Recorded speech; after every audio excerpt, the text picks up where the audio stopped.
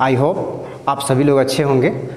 तो मैं आप लोगों को आज फ्यूचर्स टेंस के बारे में बताऊंगा और मैं आशा करता हूं कि आप लोगों को बढ़िया से इजी वे में समझ में आए और जितना हो सके मैं इजी वे में एग्जांपल दे करके आप लोगों को बताऊंगा, ताकि बहुत सारे ऐसे बच्चे होते हैं जिनको फ्यूचर टेंस से बहुत सारे प्रॉब्लम होते हैं और वो बढ़िया से फाइंड आउट नहीं कर पाते हैं कि ये कौन सा टेंस है और किस टेंस से बिलोंग करता है और उनके बहुत परेशानी होती है।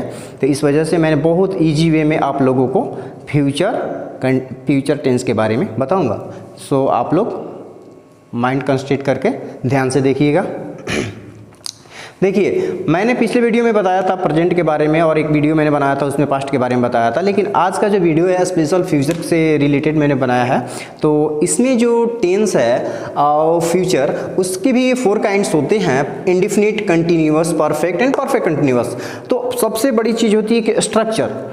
क्या होता है कि आपको सबसे पहले स्ट्रक्चर के उसकी जानकारी होनी चाहिए। अगर स्ट्रक्चर का आपको जानकारी होगा तो बहुत आप आसानी से समझ सकते हैं। लेकिन फिर भी मैंने एक फॉर्मूला बताया है कि जो वर्ब के 5 फॉर्म होते हैं इसके अकॉर्डिंग भी आप किसी भी टेंस का पता लगा सकते हैं। जैसे मैंने यहाँ पर लिखा हुआ आपके सामने, आप स्क्रीनशॉट भी ले सकते हैं, जैसे V1, V2, V3, V4 and V5। तो इसके अकॉर्डिंग आप किसी भी टेंस की पहचान आप आसानी से कर सकते हैं, क्योंकि वर्ब के ऊपर ही डिपेंड करता है कि किस टेंस में कौन सा वर्ब का प्रयोग किया जाता है, कौन सा वर्ब फॉर्म का प्रयोग किया जाता है। तो देखिए, अभी हमने यहाँ पर लिखा है स्ट्रक्चर इंडेफिनिट यानी फ्यूचर इंडेफिनिट। तो फ्यूचर इंडेफिनिट का स्ट्रक्चर क्या होता है? सब्जेक्ट के बाद शैल, विल प्लस V1। ये देखिए मैंने यहाँ राउंड किया है, ये V1 है, जो कि इंडिकेट करता है कि अगर V1 से पहले अगर आपको shall, will according to subject shall, will plus V1 हो तो आपको कुछ माइंड नहीं लगाना है अलग से, बस ये समझना है ये फ्यूचर इंडेफिनिट ही हो सकता है, अदरवाइज कोई टेंस नहीं हो सकता है। अगर मान लीजिए कि मैंने सब्जेक्ट लिया, यहाँ पे देखिए ही, और ही के अकॉर्डिंग हमको यहाँ पर शैल और विल का प्रयोग करना। मान लीजिए कि हमने सब्जेक्ट में हमारा है ही, तो ही 3rd पर्सन सिंगुलर नंबर में, तो ही के साथ विल का प्रयोग होता है, जनरली सबको पता होगा। तो ही, विल प्लस देखिए V1, वो क्या है? V1 है। तो यहाँ पर हमने लिखा ना कि वर्ब 1 से पहले शैल, विल का प्रयोग करना है। इसके बाद हमारा कोई अदर वर्ड है, नो प्रॉब्लम, उससे कोई मायने नहीं रखता कि वो क्या है, ठीक है। तो इसकी पहचान हम आसानी से कर सकते हैं, बस हमें ये फॉर्मूला याद रखना है। और ये अगर मान लीजिए कि आपको स्ट्रक्चर याद रहता है तो और बेटर होगा। उसके बाद मान लीजिए कि हमारा दूसरा आता है कंटिन्यूअस। तो कंटिन्यूअस में क्या है कि स्ट्रक्चर इसके भी होते हैं। जैसे मान लीजिए कि subject plus shall, will plus be plus V4 plus other word. इसमें भी क्या होता है? कंटिन्यूअस में भी आपको देखिए उसमें V1 का प्रयोग हुआ था, लेकिन इसमें क्या है? V4 का। तो V4 जो है वो क्या है? आपको कंटिन्यू का बोध कराता है कि कोई वर्क कंटिन्यू है, मतलब जारी है। जैसे मान लीजिए कि इसमें सब्जेक्ट है, सब्जेक्ट के अकॉर्डिंग इसमें भी हमको शैल, विल का प्रयोग करना है। उसके बाद उसमें हमने बी का यूज नहीं किया था इंडेफिनिट में, लेकिन इसमें हमने बी का यूज किया और वर्ब का जो फॉर्म था वो चेंज हो गया। इसमें V1 था और इसमें क्या था? V4।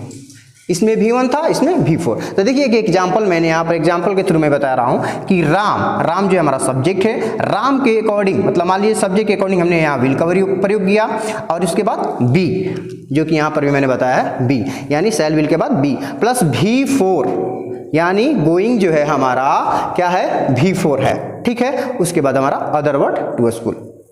तो बहुत इजी है समझना, कोई भाष नहीं है। थोड़ा सा अगर माइंड कंसंट्रेट रहता है, आप वीडियो को बढ़िया से देखेंगे, वॉच करेंगे तो आप आसानी से समझ सकते हैं।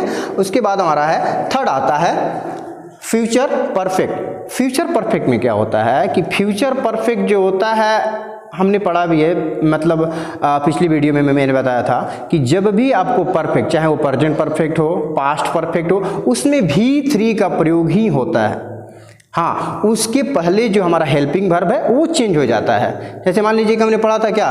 प्रेजेंट परफेक्ट में उससे पहले हमने हैज हैव का प्रयोग किया वर्ब 3 से पहले, और पास्ट परफेक्ट में हमने पढ़ा था कि V3 से पहले हैड का प्रयोग पढ़ा था। लेकिन हाँ, इसमें क्या है, थोड़ा सा चेंजिंग है कि सब्जेक्ट प्लस शैल विल यहीं। तो शैल विल जब आ गया तो आप समझ सकते हैं कि तो फ्यूचर ही हो सकता है, क्योंकि अदर कोई टेंस में शैल विल का प्रयोग नहीं होता है। तो शैल विल प्लस हैव, सबके साथ हैव लगेगा, चाहे वो आपका सब्जेक्ट थर्ड पर्सन हो, सेकंड पर्सन हो, फर्स्ट पर्सन हो, नो इशू, सबके साथ आपको क्या लगाना है, हैव का प्रयोग करना है। उसके बाद V3, उसके बाद अदर वर्ड। यहाँ पर देखिए मैंने एग्जाम्पल दिया है कि my father will have gone to Patna, तो यहाँ पर हमने will according to subject use किया है, उसके बाद हैव, उसके बाद गॉन, उसके बाद टू स्कूल, है ना। तो थर्ड पर्सन सिंगुलर नंबर है माई फादर, लेकिन यहाँ पर हमने क्या किया, हैव का प्रयोग, क्योंकि किसी भी सब्जेक्ट के पहले आपको क्या करना है, किसी भी सब्जेक्ट के साथ आपको विल के बाद हैव ही लगाना है। उसके बाद हमारा आता है लास्ट जो है perfect continuous, future perfect continuous.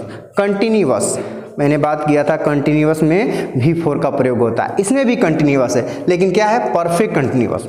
तो जब परफेक्ट लग गया तो आपको ध्यान रखना है कि हैव, हैज या हैड लगेगा। तो इसमें हमें क्या लगाना है, subject plus shall will according to subject, आपको शैल विल का प्रयोग करना है, प्लस में हैव, प्लस में been, plus V4 plus other word. Okay, तो इसमें देखिए मैंने एक एग्जांपल के थ्रू आप लोगों को समझाया कि दे विल हैव, दे के अकॉर्डिंग, दे के साथ आपको पता होना चाहिए कि विल लगता है, उसके बाद हैव, उसके बाद बीन, उसके बाद V4, उसके बाद अदर वर्ड। तो जब भी आपको V4 से पहले हमें ध्यान रखना है कि V4 से पहले बीन, हैव और शैल या विल हो तो फ्यूचर परफेक्ट कंटिन्यूअस ही हो सकता है, और ये दूसरे टेंस में प्रयोग नहीं किया जाता है, दूसरे टेंस का ये स्ट्रक्चर नहीं हो सकता। तो ये जो चारों स्ट्रक्चर मैंने इसमें लिखा है, ये चारों स्ट्रक्चर को आपको याद करना होगा, या एक बार अगर आप समझ लेंगे तो पूरी लाइफ आप इसे भूल नहीं सकते हैं। बहुत ईजी है, अगर आप चाहें तो इसका स्क्रीनशॉट ले लें और इसको 1-2 बार घर पे ट्राई करें और इसको पढ़ें। आप आसानी से कोई भी बड़ा से बड़ा भी सेंटेंस हो, आप उसकी टेंस की पहचान आसानी से कर सकते हैं, कोई इशू नहीं है। ये बहुत बच्चे डर जाते हैं कि टेंस की नहीं समझ में आता है, टेंस की पहचान कैसे किया जाता है, बहुत सारे लड़कों का ऐसे मतलब पूछते हैं। तो अगर आपको किसी भी तरह का टेंस से रिलेटेड कोई भी अगर आपके मन में क्वेश्चन है तो आप हमें कमेंट में ज़रूर पूछिए, मैं आप उसको सॉर्ट आउट करूंगा, आपको आंसर दूंगा, क्योंकि मैं डेली आप लोगों का कमेंट देखता हूं।